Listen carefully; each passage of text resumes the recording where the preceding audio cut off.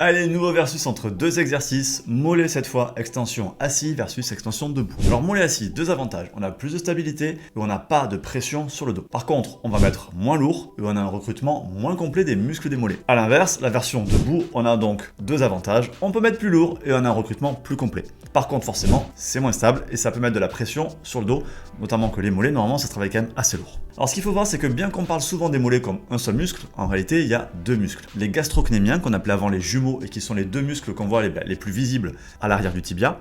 Et en dessous de ces muscles-là, il y a le soléaire. Les gastrocnémiens, c'est clairement ceux qui ont le plus gros potentiel d'hypertrophie. Donc c'est vraiment sur eux qu'il faut mettre le focus. Et la meilleure façon de les recruter, c'est quand vous allez avoir les jambes tendues ou quasiment tendues, et donc quand on est debout ou avec le genou légèrement fléchi.